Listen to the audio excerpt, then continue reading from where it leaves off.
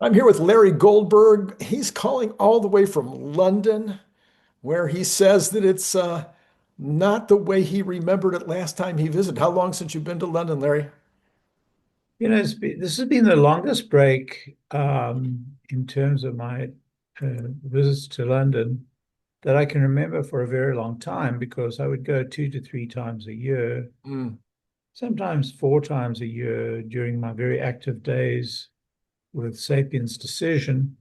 Um, but since I started becoming less active and then finally retired and then sold my shares in the company.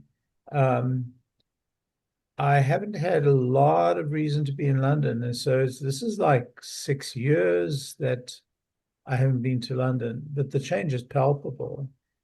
London is becoming a Muslim city. mm, There's yeah, no doubt about it. yeah, And for Jewish people, that can be a little frightening. I would imagine. Absolutely right. I would imagine it could be frightening for other folks too, not just Jewish Well, folks. most people are are you know people who are devout and people like all people they want to live their lives. Hmm. But lurking in all of this, as we've discovered in recent years, is there's very very strong strain of extremism, even even not extremism, just a lot of people who are clinging to religious practices of many centuries, just as some of the Jewish communities in say New York do. But these are pretty aggressive. So for a Jew in London, it's a little intimidating. A little intimidating. Okay. Well, on another subject today, I think I'm not sure whether Greenland, Denmark, or NATO is intimidated.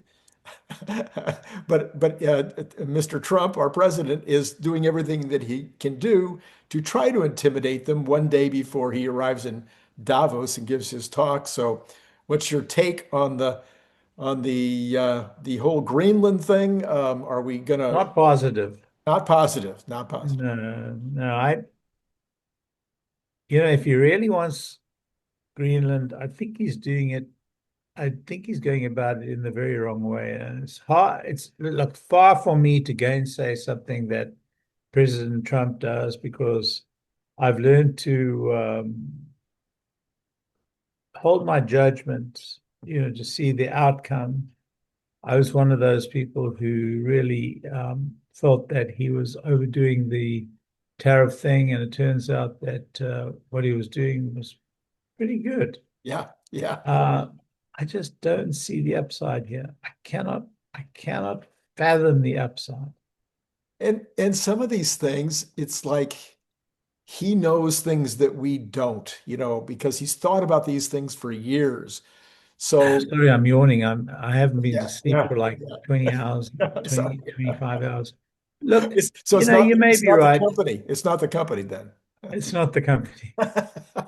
You may be right. He may be playing, a very deep hand that we haven't even begun to figure out. But somehow, in this case, I don't think so. Yeah, I mean, like if we go back to one of his first things was, Panama. And at the time I was like, well, yeah, I'm sad that we gave up Panama. I'm sad that, that all what's happened to Panama since, but I didn't have any clue, and I stay up on this kind of stuff, that the Chinese had taken over the canal and that it was a strategic problem.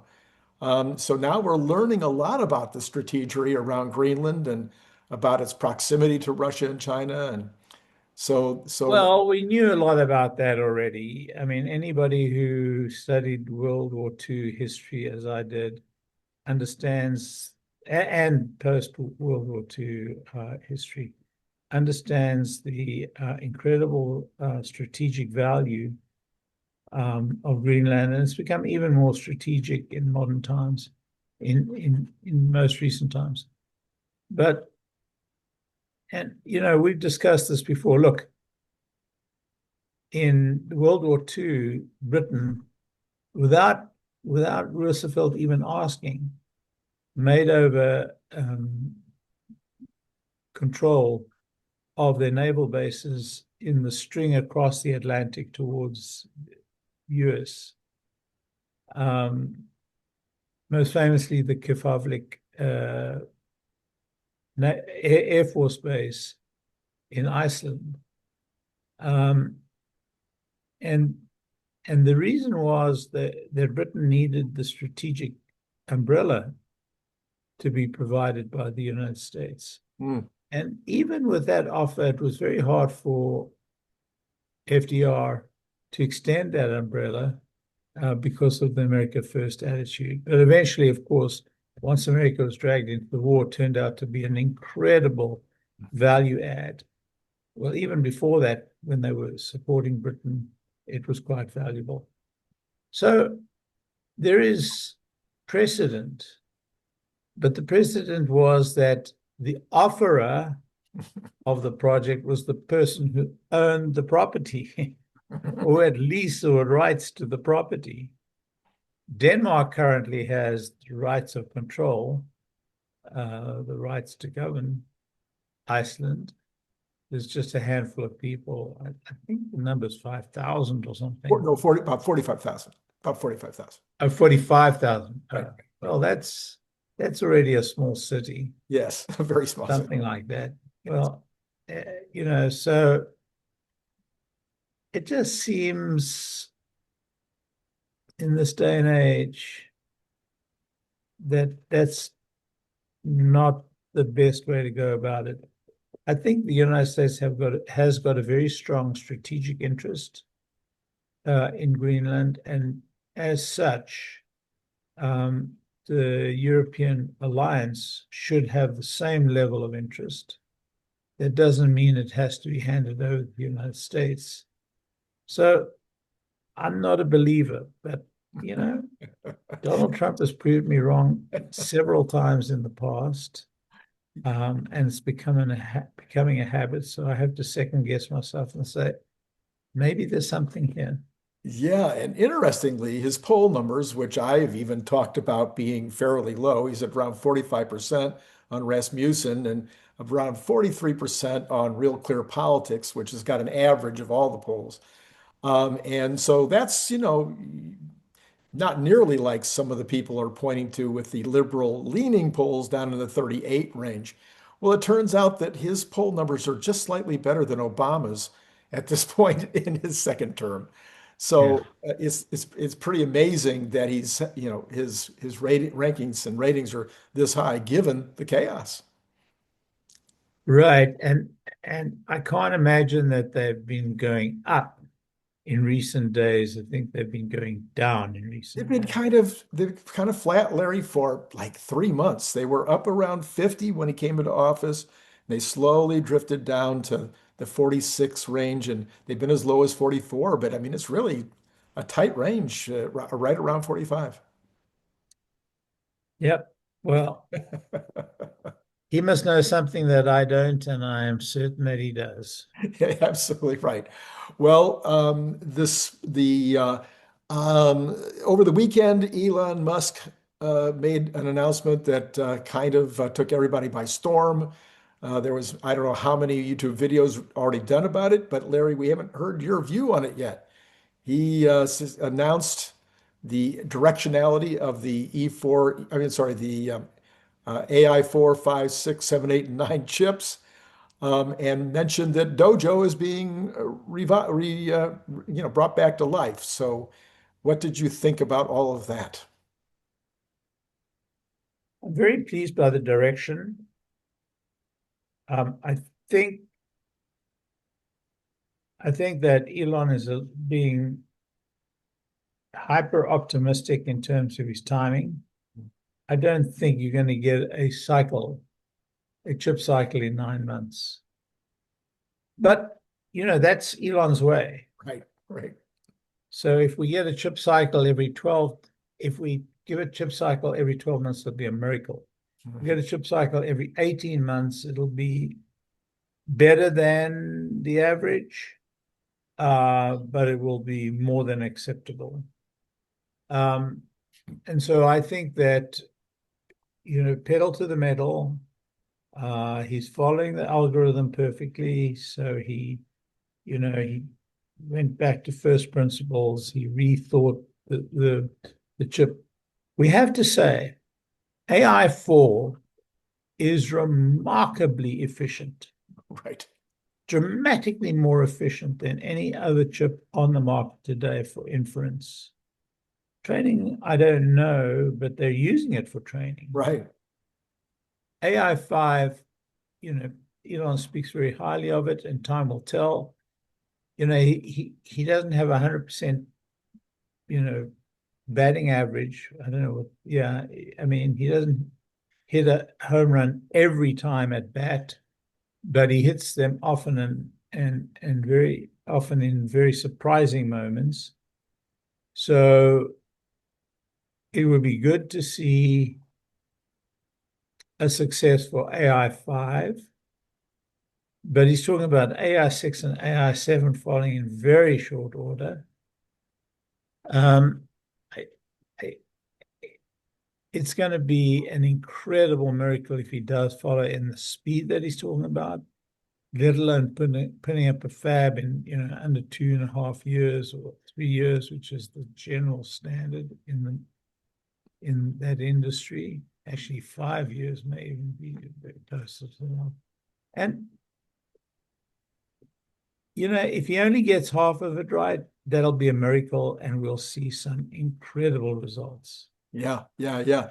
So I'm sure you were surprised that Dojo is being No, I revived. wasn't at all. Oh, you weren't surprised. I foretold it. Oh, I don't know if it was on your program, but I talked about how much they're adding memory to the chip, and now the next step is, and I said for space they would probably put out a wafer rather than a chip, and that's going back to the Dojo principles. hmm Now they're going to stack memory.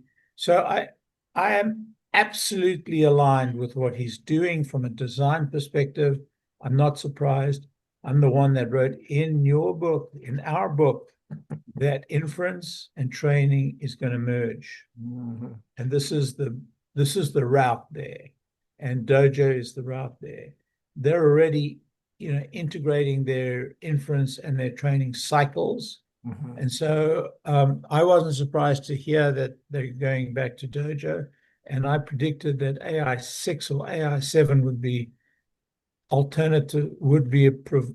sold either or delivered either in wafer scale or in chip scale, one of the two. And there may be some variations. There may be a large wafer, but there may also be a much smaller wafer of 2 chips or 4 chips for the car. So it's a question of of transport of data, making data, bringing data closer to the chip, less travel, less delay. And so I wasn't surprised by that move at all. In fact, I foretold it. So today on the Moonshots program with Peter Diamandis, they are interviewing Ray Kurzweil, the futurist who famously Right. said that the singularity would happen in 2045, and that the super AI would happen by 2029. And he's said on the program that he still believes that's true. He talked, it was not 100% clear to me, but I thought I would ask you about this. He he brought up once again, they asked him was he most excited about in 2026? And he said humanoid robots. Um, and in that conversation, I didn't get clarity, but is the way to AGI, we talked about some of the stuff in the book also, but I'm just trying to revitalize my own understanding, which will help the folks. Is the way to AGI through the combination of digital and real world data? And does that put Tesla and XAI like totally ahead in terms of getting to AGI? Well, that's Elon's thesis. Okay. Elon's thesis is that real world AGI is the route to, or real world AI is the route to AGI. I'm I have my skepticisms about real world or this this moment that we're supposed to reach. I don't think it's going to be a moment. I think it's going to be incremental. Look, the brain weighs how much? A pound and a half or some ridiculous. And what is, Colossus 2 weigh? Right. Several thousand tons. Right. And yet we in our little pea brain can do pretty much whatever Colossus can do. So we're so much more energy efficient than Colossus. It's Yeah. inconceivable. It's colossal. It's colossal. So the biggest deficit we have is that we can't speak to each other. We can't transmit our thoughts very quickly. So the question is, if we are able to invent means to transmit what is in my mind to your mind and vice versa instantaneously, then doesn't that mean that computers are somewhat obsolete? Yeah, I see. Okay. So if we have the mind, what do they call that? There was a name for that. Mind meld. The mind meld, yes. The worldwide mind meld. Yeah. Well, he brought that up too. He said he thought that the real benefit of AGI, he says, okay, Larry can know a tremendous amount. He could be an expert in the area of the decision tree. Randy might be an expert in bicycle water bottles, but there's 1,000, 10,000, 100,000 different expertises. And what LLMs do is they bring the ability to cross pollinate all of those expertises so that if I'm working on a problem, it can go to its understanding of water bottles and its understandings of decision trees and its understanding of violins and its understanding of whatever else But of look, the very sad numbers from today, Larry. The very sad numbers. why do you think those numbers are sad? Well, I think it's Greenland. I don't think we have to look very far. Do you? Well, Greenland's far away. Yeah, but the Greenland, the kerfluffle, the chaos around Greenland. Yeah, Yeah, yeah, yeah. I mean, do you think there's a chance in the world that Trump would ever actually invade Greenland? I don't. zero. Zero, right? Okay, I agree. Uh, uh, Do you think there's any way in the world that that Greenland and or Denmark and or EU would align with Trump on this? yeah, I do. I think I said this morning on my show, I think Trump is like a dog with a bone on this. I don't think he's going to give it up until he's got it. I think he gives it up. Oh, okay. All right. We're going to mark this day down, Larry, so we can check back in a year or in 3 months or next week. I mean, the speed of Trump, right? So anyway, yes, I believe the chaos created all the problems on the stock market today. So we got Tesla sitting at 419. So this is another one of those markers where people said, well, yeah, if the market goes down or if Tesla goes down, 420 is kind of a floor. So now we've hit that new No, cool. floor. Yeah. These these these models that proclaim this floor or that ceiling, people that have no idea. They have no idea. Yeah, it's just But I will say this. I will say this. This is probably, in my view, in my humble view, it's probably a good buying opportunity. yeah, I don't think it's hit bottom, but as soon as we see it retrace significantly with volume, I think it would be worth the buy. yeah, yeah, yeah. So the Dow was down 1.76%. The S&P was down 2%. and the NASDAQ was down 2.39. So with Tesla only down 4.18, it actually outperformed its normal deal. And Nvidia was down even more than Tesla, down 4.32. So that's when I start seeing Nvidia actually down more than Tesla on a day like today, that's when I go, it's all about Greenland. I think it is. Yeah, yeah. Okay. Now then, we have this other issue, which my issue, and I was ready to talk a lot about bonds today. Um, I did a deep dive into bonds, but the problem is we're at 4.293 now. We're almost back to 4.3. It's up 6.2 basis points today.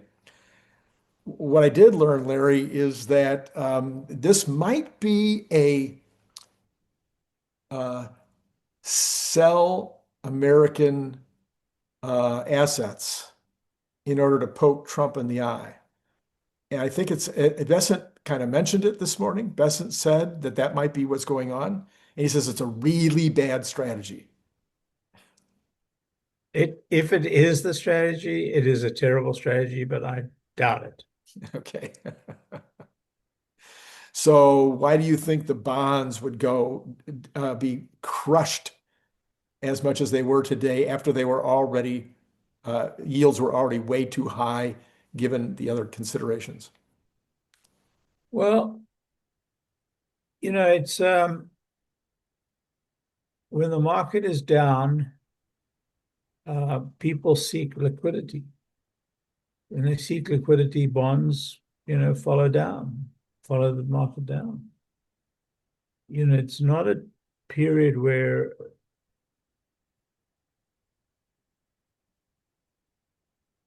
these are really, it's not a period where there's massive moves one way or the other in the bond market. These are relatively small moves. It's circling, very tight, not a very tight, but a tight range. And so when things get a little iffy, it gets to the top of the range. When things improve a bit, it gets to the bottom of the range.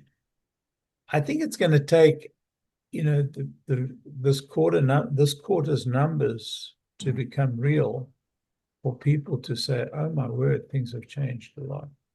But man, I wish Trump would stay out of politics. Trump or Elon? Both. Both. When I say Trump stay out of politics, I think he's done a fantastic job in terms of setting policy. But every now and again, he comes up with these completely crazy ideas, which ultimately prove out to be not that crazy. Right. But instead of going about it in a subtle way, he kind of breaks glass. Nothing subtle about Trump. Well, okay, Larry. So under your theory that you just proposed with regard to the bonds, then you would expect gold to have gone up today, right? I did. Did you look? No. It's up $170. Well, that's what I would expect. So that's 3.7%. It's up to an all-time high of 4,765. You got silver 5,000 incoming. Incoming, and then you've got silver sitting at $94.40, up 6.62% today. Wow.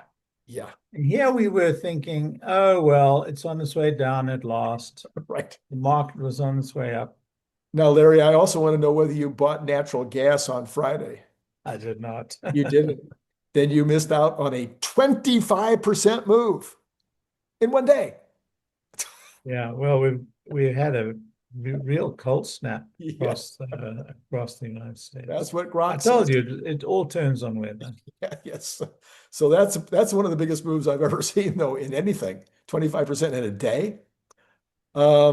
You've got oil up also today, which makes sense when you've got international, stuff going on like it is, up $1, but back over 60.